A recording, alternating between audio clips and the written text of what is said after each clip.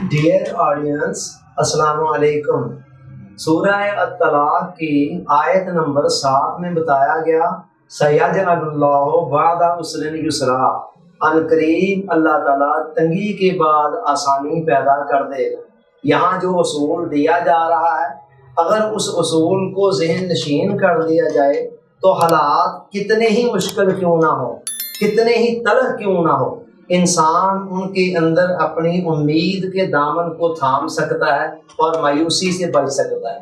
مایوسی اور نا امیدی یہ ایسی چیزیں ہیں جو انسان کو کفر تک لے جاتی ہیں اور جو انسان کو خودکشی تک لے جاتی ہے۔ یہاں اللہ تعالیٰ کی طرف سے یہ وعدہ کیا جا رہا ہے کہ میرے بندوں، اگر آج حالات خوشگوار نہیں ہیں، حالات کے اندر کچھ تلخیاں، کچھ ناخوشگواریاں موجود ہیں، تو ان کو دیکھ کر گھبرا نہیں جانا ہے۔ میں تمہارے ساتھ پرومس کر رہا ہوں کہ ان تنگیوں کے بعد، ان مشکلات کے بعد تمہارے لیے آسانیاں بھی پیدا کر دوں گا۔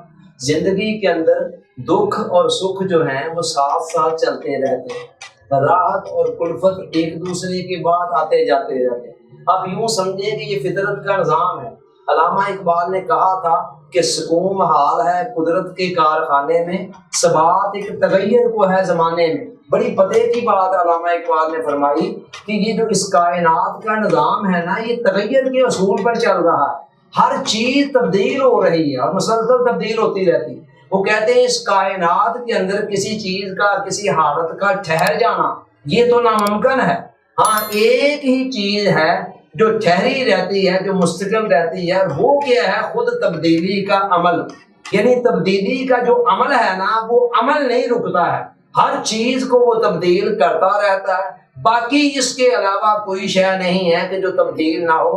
ہر چیز اور ہر صورتحال آج ایک حالت میں ہوتی ہے، کل کو کسی دوسری حالت میں ہوتی ہیں۔ تو تبدیلیاں زندگی کا ایک ناپذیر حصہ ہے، یہ چلتی رہتی ہیں۔ تو اسی طرح یہ تبدیلیاں ہماری زندگی کے اندر بھی آتی رہتی ہیں، ہمارے حالات میں بھی آتی رہتی ہیں۔ میں نے بتایا سکھ اور غم، راحت اور کلفت کے حالات ایک دوسرے کے بعد آتے جاتے رہتے ہیں، جیسے دھوپ اور چھاؤں ایک دوسرے کے بعد آتے جاتے رہتی ہیں۔ یہ قدرت کا ایک نظام ہے اور اس کو اسی طرح چلنا ہے۔ اور یاد رکھیں، کوئی رات بھی اتنی لمبی نہیں ہے جو آنے والی صبح کو آنے سے روک دے۔ رات کے بعد جتنی مرضی لمبی رات ہو، بہرحال صبح کا سویرا طلوع ہونا ہوتا ہے۔ اسی طرح کوئی خزاں بھی ایسی نہیں ہے جو آنے والی بہار کو آنے سے روک دے۔ خزاں جتنی مرضی لمبی ہو جائے، اس کے بعد بہار میں بھی آنا ہوتا ہے۔ اسی طرح میری اور آپ کی لائف کے اندر کوئی بھی مشکلات، مسائل ایسے نہیں ہیں کہ جو آنے والی راحتوں اور آسانیوں کے دور کو روک دیں۔ اگر آج کچھ تنگی ہے، کچھ دشواری ہے، کچھ مشکل ہے، تو اس کو دیکھ کر گھبرانے کی ضرورت نہیں ہے۔ آنے والے سنہری دور پر نظر رکھیں۔ آپ یہ دیکھیں کہ ماضی کے اندر، ہماری زندگی کے اندر کتنے مسائل آج تک آئے اور آج تک گئے۔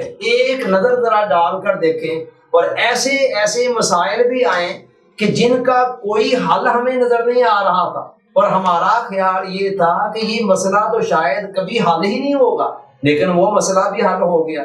آج کہاں ہیں وہ مسائل جو بچپن سے لے کر آج تک ہماری زندگی کے اندر آتے رہے ہیں؟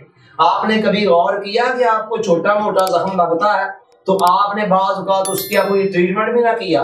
تو چاہیے تو یہ تھا کہ اگر ہلکا سا کٹ لگ گیا ہے اور آپ نے کوئی ٹریٹ بھی نہیں کیا ہے تو یہ ساری زندگی رہتا، لیکن چند دنوں کے بعد وہ زخم اس طرح ختم ہوا کہ بعد میں پتہ تک نہیں چلتا کہ یہاں کہیں کبھی زخم لگا تھا۔ یہ کیا ہے؟ وہ ٹھیک کیسے ہوا؟ یہ فطرت کا نظام ہے جو مستقل طور پر اصلاح کی طرف، فلاح کی طرف چل رہا ہے۔ بہت سارے معاملات ہماری کسی کوشش اور کاوش کے بغیر ہی خود بخود فطرت کے نظام کے تحت درست ہوتے رہتے ہیں۔ جہاں ہماری کوششوں کا عمل دخل ہے وہاں ہم اپنی کوششیں بھی کریں، لیکن بعض جگہوں پر ہماری کوششوں کا عمل دخل نہیں ہوتا ہے یا ہم کچھ کر نہیں سکتے ہیں، تو وہاں بھی فطرت کا نظام مسلسل چل رہا ہوتا ہے اور اس نے ان حالات کو چینج کرنا ہوتا ہے۔ اگر ماضی کے جتنے مسائل تھے وہ آج نہیں ہیں، اور یہ تو ہمارا مشاہدہ بھی بتا رہا ہے نا کہ وہ آج نہیں ہیں۔ کتنے مسائل ہم نے فیس کیے، آج نہیں۔ تو جو مسائل آج ہمیں پریشان کر رہے ہیں، جو مشکلات آج ہمیں پریشان کر رہے ہیں، فکر نہ کریں، انشاءاللہ آنے والے کل میں یہ بھی نہیں ہوگی۔ لہذا آج کے حالات کو دیکھ کر گھبرا نہ جائیں، پریشان نہ ہو جائیں، بلکہ آنے والے سنہری دور کو دیکھ کر پر امید رہیں۔ اللہ تعالیٰ ہم سب کو یاد رکھنے عمل کی توفیق عطا فرمائے، آمین۔ آپ کا بہت شکریہ، السلام علیکم۔